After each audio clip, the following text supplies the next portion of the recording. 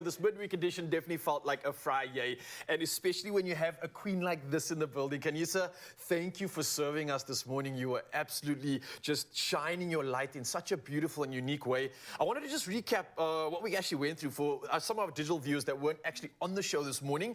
So we had 2 recipes of 3 that we actually shared. Yes. The first one was the rustic farm-style bread. Yes. I love that. Can we just do a quick recap? What was the inspiration behind that? Why did you introduce this one first? It's a rustic, it's basically taking bread and turning it into a meal. And you really have done that. I mean, I didn't realize how much you put in the bread. I thought it was just the bread itself, but definitely setting the bar. It's like a bougie bread of a bougie school somewhere, That's like in private school. That's the best way to say. Bougie bread. I like that. And then secondly, we had this beautiful breakfast for 2, which I've got to say, I'm dying to tuck into this. No one actually ate it on the show, so I'm definitely going to be the first. It's all mine. We can share this. Again, something that I just absolutely loved. Also the fact that for me, there were health boxes ticked here. So we got some good fats, good protein, some good carbs. So the macros are being ticked, the health box is being ticked, along with all that nostalgic flavor that you've incorporated. So celebrating that, and now we're moving over to this final recipe, which we haven't done yet, and we're going to dive into right now. Are these baby eggs, mini eggs? What do we call these? What are we looking at here? Quail's eggs. Okay, okay. Yeah. And why choose quail eggs? What's the inspiration behind this? Why bring this out to the Expresso show? There is a quail's recipes in the book. Yeah. And the idea, what you will see in the book, there is a lot of surprises. You know, the hand-picking kind of food, bowl kind of food that you will find. And it's inspired by everything. But in this case, the quail's eggs is inspired by the farmers who specifically supported the production of the book. Yeah. So some of the recipes was just a matter of the quails is there, the eggs are there, what do we do? So it was inspired by that. And it's not... with a bit of a Japanese taste from the peanut oil, the soy, and the fish oil. So we're fusing worlds together with flavor right now. I absolutely love that. And I think also the fact that as a South African, I don't know if we are used to using quail eggs that commonly. So this is, like I said, a great secret or a great way to try something new. Yeah. So if you do have access to these incredible eggs, then this is a great way to spruce up your arsenal when it comes to what you can offer in the kitchen. So shall we get into that? How are we doing this one? What can I assist you with here? Because it's not every day that I get to work with a queen like you. So I'm ready to get into the swing of things. How are we doing this one? Okay, it's very simple. We've already boiled the quail's eggs, so it takes less time than chicken eggs. Because it's smaller, right? Because they are smaller. So we need to pay attention to that when we are boiling it, not to overdo that. Okay, right? Yes, to a medium done. Okay. Okay, let's do it. You've seen one of these in your grandma's kitchen? Yeah, this is nostalgia for me. I still camp with things like this as well. And there's some items, I think, from my grandma that's still around today. So I love this. This is adding that sort of nostalgic feel. This is really bringing it home. Well done, well played. Okay, so what's happening next? Okay, let's do it. What do they say, from farm to table? Yes, there we go. Beautiful stuff. Okay, so we've got the quail eggs. I'm popping it into this bowl here. All right, so that goes in there. Nicely done. And then what's next? I just want you to see the simplicity. You are basically just hoeing everything in there. Should we do that? I like that. Yeah, let's just hoe it. Well, we can make it so simple that if I can do this, then I think Mzansi and everybody else can. So can I take over and see if I know what I'm doing here? So first up, we've got the soy sauce, right? So all of this goes in there? Yeah. As simple as that. We hoe that. And then you said you got, is this white vinegar? No, that's peanut oil. Ooh, I see what you did there. That's a nice contrast of flavor, right? And then again, also a little bit of a texture change too. I love that, giving it that velvety feel. And then... Smell that? Whoa, like a oriental fishy, is that right? Yes.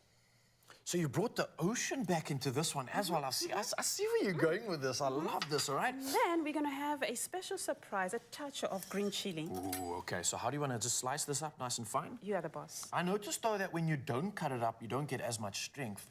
Well, for people like me, who I love the flavor, but my tummy is weak. Yeah, so you also wouldn't chop this up because you don't want it to be too strong. Yeah. I've noticed that on the show as well. Often if you do want extra strength, and I know a lot of people out in the Mzansi, especially in the KZN area, they love their heat. So this would mean that you chop this up quite finely. So I'm not going to make it too fine so we can kind of have a... You can be prettier. Okay, don't forget, we're still got to make sure that we are styling this dish out. So, as Khanyisa says, let's be pretty. I've got a lot of pressure on me here, you know, when the experts are watching. All right, how does that look for you? All good? Just 2 or 3 will be enough. So 2 or 3, we'll pop that in there. Just give it a little bit of pizzazz. Pizzazz, look at that. Oh, that is really awesome. And the idea is that the longer you leave it to soak in, the flavors are intensifying, the color looks more beautiful. So, does the quail egg itself actually absorb some of this flavor? Absolutely. Oh, beautiful stuff. And then fast forward into the future, I see you've already prepared some for us over there. Absolutely. Can how do we serve this? How do we eat this? How do we taste it? Is it just a matter of just hoing it in the mouth as well, like the recipe came together, or do we cut it up? It's finger food, it's bowl food, so you can have it with a fork, and why don't you try with your hand? Okay, let's have a full-on experience. Let's get straight into this. I don't think I've ever actually had a quail egg, to be very honest with you. That's a first. Let's try it out. Mzansi. Okay. Firstly, immediately, I'm getting that oriental feel. Yes. It kind of reminds you of, how can I describe this? A sushi bowl in a weird way, but mixed with this sort of grounding coming from the egg again, which is something I'm so used to. I love it. I love it. Absolutely. It is so simple, but yet the impact is so profound. It's crazy. I didn't think I'd get so much from a simple egg, but you really are redoing this. And I think that for me is what really stands out with a lot of your recipes. You're taking something that we all can resonate with, something that's maybe traditional or common, but adding that little pizzazz, adding that little flair, which I absolutely love. It's like those little moments that you add to these meals are like the crescendo in the experience. Absolutely. And you've done that so well. I think that's what this book is really about for me. I think that's where we get to dive into the insights of what's really happening when you are cooking, when you are in the kitchen. And somehow you do that so beautifully. It's like poetry.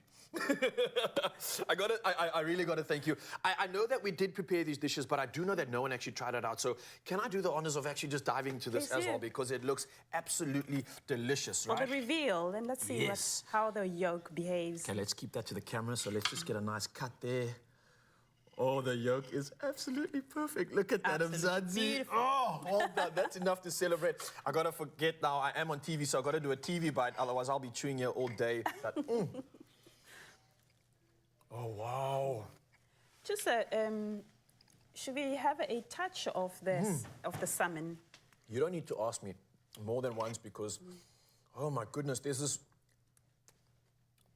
something in here. How versatile the flavors are, but simplicity. There's a lot of simplicity. Yes. Honestly, the balance is perfect. There's nothing that stands out more than anything else. That's something that's important for me in a meal. It's not like anything is being overpowering. Yeah. Somehow you've created a symphony here where all these textures and flavors are dancing so nicely together. I gotta say, there's this like it's not a cinnamony feel, but there's something warm about this that's giving me like a comfort food. It's not like fine dining as much as it is like, I'm home, but in a new, unique way. I love that. I can't stop myself from diving into this, but before I do, let me just remind you that you do have the opportunity to get involved in all of this magic right now. As you can see, Khanyisa is just a breath of just symphony, I think poetry and a whole lot of texture and flavor coming together in what I call a celebration. So, Khanyisa, just to ask, where else can we see more of you? Where else will you be? Are there any sort of events, or are you just going to be relaxing and taking in all this magic? Or what's the next steps for you going forward? My goal is that ultimately the book gets to breathe on its own. Nice. And live as an entity. And creativity, I think, stirs up my soul. So I like the idea of being out there, meeting South Africans, working on the book, cooking. There is a lot of surprises on the way, so I'm quite excited about that.